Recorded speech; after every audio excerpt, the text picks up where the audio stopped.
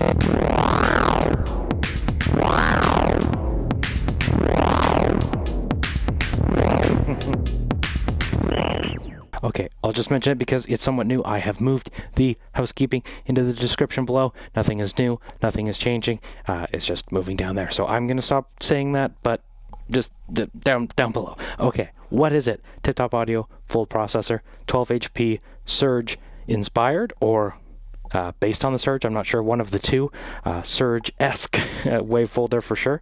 Right now we're taking a pure sine out of the operat and running it into the full processor. It is an analog, I believe, must be analog wave folder, wave shaper. But the reason or the reason this one caught my eye, well, two reasons. One, subdivider out. So if you go into the subdivision out, this thing isn't overly complicated, but it gives you sub-octave square waves, at least when you feed it a sine. So you have one octave down,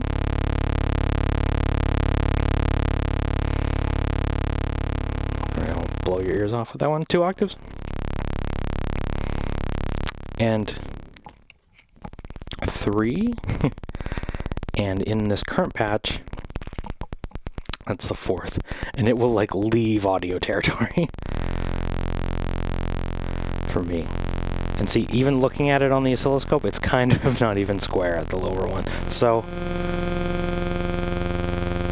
I don't know the sciences behind all of these. I don't fully understand either how a wave folder works in the analog world. Like, I understand it is a super harmonic creating type of distortion of sorts caused by saturations. But when it comes to how they get subdivisions out, I'm not entirely sure. And why they only appear at a certain amplitude of folding. So I invite all you electrical music scientists into the chat. Now is your time to flex your knowledge of wave folders. So there is 2 inputs. You can mix them. You know what? Just for fun, I'm going to switch this over to a square wave. And I want to see. Yeah, again, it gets... This is the other part. I don't understand why some wave shapes are able to be wave folded and others are not. We're going to get like super square sounding here, or PWM almost, by folding a square wave. But what happens in the subdivision output? This isn't scripted. This isn't something I should even show you. Yeah, nothing happens. Oh, no. Okay. Math. That actually sounds kind of good. But yeah, still square? What do you call that wave shape? A stair? Funny it needs a certain amount of amplitude. There's also this inject controller, which will help with your wave shaping capability. So if you go into the regular wave, and I'm going to go back to the sinus wave. And for me, when it comes to wave folders, I love how they sound. It's kind of like distortion, and the two are sort of synonymous in a way. But I find when you put motion to wave folders, it just sounds really good. Like, I love that. And we were talking in the comments in another video recently about how motion implies depth, and not depth of knowledge, but space. Like, it makes that sound larger. And I don't mean like fatter. I mean like, well, but I also mean like fatter, but I mean, it sounds like it's taking up space in your mix. Sorry, I'm not trying to be pseudo mad scientist, but I just want to point out how good that sounds, because I love how that sounds. Now, if we take the output of this, and no, I need that cable actually, forgive me. We're going to mix in the subdivision output to give you what I would probably actually use this one for. So this is just a regular output. Early on in my Eurorack journey, I gave away my largest cables because I thought they were way too excessive, that I would never need them. I was never going to end up in a situation where I had a big case and I would need big cables, but here I am. And I also will say that bigger the better. When it comes to cables, usually. It never hurts to have more room, in my mind. Okay, so now we have oscilloscope. We're using a mix of the subdivision and the... Let's back this out so y'all can see.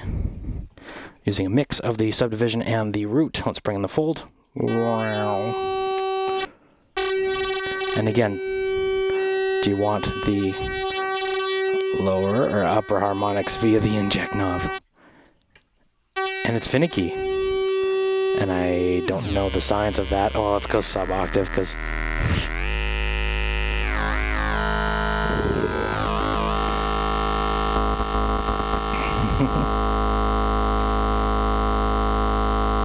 Yes.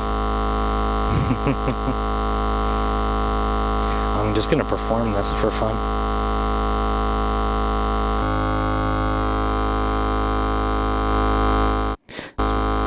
Show, man, I can do what I want. Yes, this is just the Acid Rain Technology Navigator. And to me, that motion is everything. What if we send an LFO to the inject to scan it, sort of? And just this stuff is where it's at, to my ears. It sounds so chonky.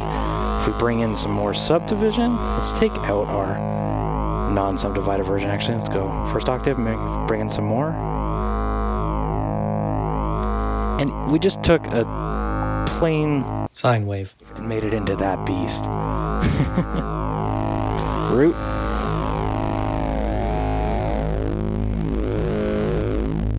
And I haven't even added a filter. I just love how that sounds.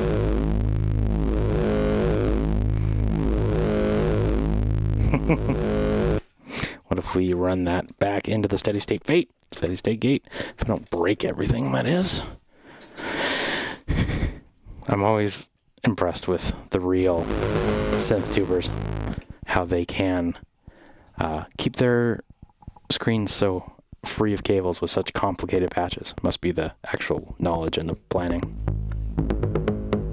And I love just taming like a super chaotic patch.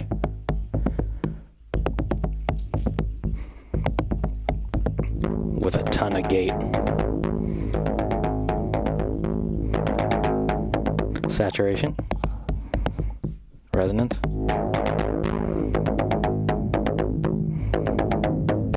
Just fold it a little less.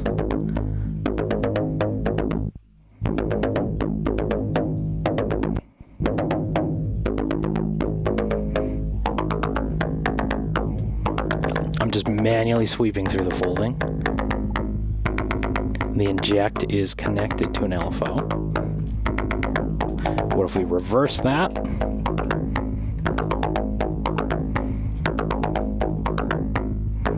See, my cat's been chewing on my cables. I don't love that. All right. Inject scanning up.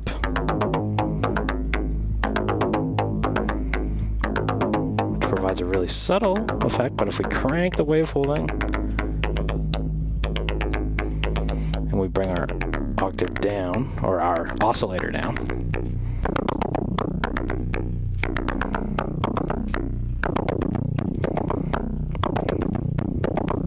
this is getting a little muddy. Let's bring in more of the fundamental. Oh, we got some bongo stuff. Like, it sounds like a drum. And I feel like every episode really is about the steady state gate, but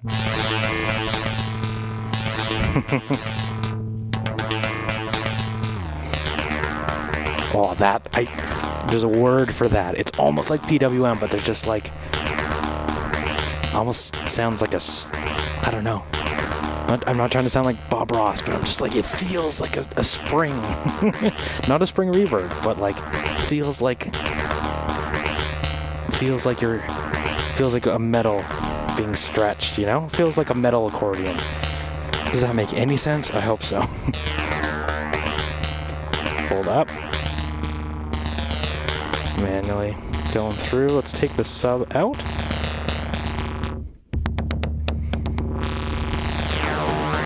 Oh, there's a sweet spot there.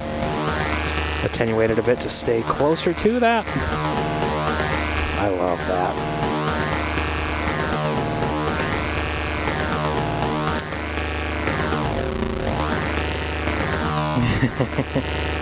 Okay, I'll say, oh, it sounds so good. When I picked this up, there was two reasons. This is a really backwards way of thinking now that I understand it a little bit more, but my thinking was, I love the Mind Phaser, but I wish it had a sub-octave generator, and my idea was to take the complex source. I don't even know if this is worth demoing, but we're going to do it anyway. Here I am setting up for failure. There's no reason to take a complex source out of the complex oscillator because it can't really fold it.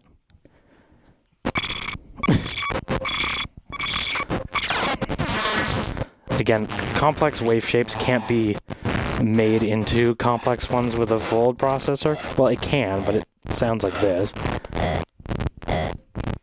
And anyway, my original thought was that I can just get a sub out of my Mind Phaser using this, which is totally backwards. But I was like, okay, if it doesn't work out, I still like wave folders, and maybe it'll have some use. However, now that I actually understand a little bit more about how wave folders work and how this doesn't work for that, I mean, there's probably a use for some of this craziness.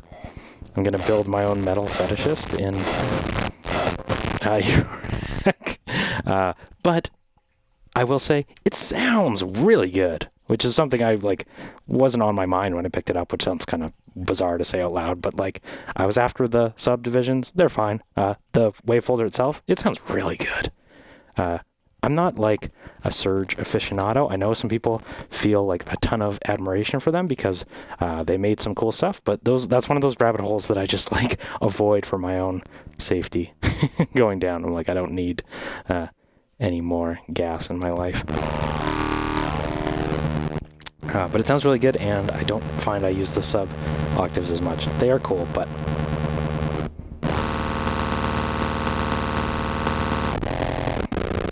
sorry, change up the core sign itself.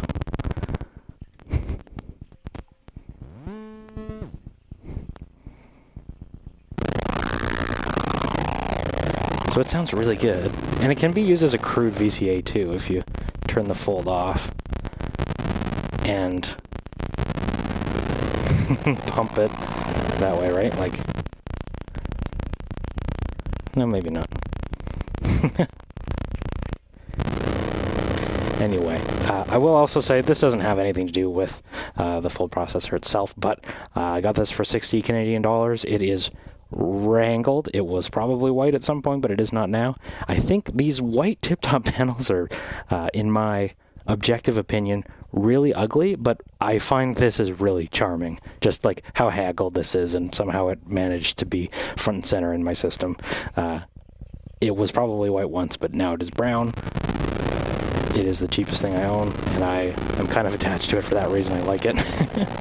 It just feels like I won't make weird personifications of a product type of analogies about it, but it just feels like a rugged beast, you know? It feels battle scarred. How's that? How's that for a metaphor? Anyway, that being said, the Lego colors and the white panels and get the black ones if you have the chance, because I think they make everything in the black with white things now. I don't really care for the army green with the minion yellow. But anyway, I'm quite attached to this thing. It sounds really good to my ears. It's a wave folder. It's simple. It is fun. It has some cool tricks up its sleeve, and if you want to get in those crazy subharmonics, they are there for the taking. So I'm Tafony. Thank you so much for watching. Like, subscribe, share, comment, do all that YouTube crap that they're always on me to ask you to do. So with all of that being said, take care, and I'll talk to you soon.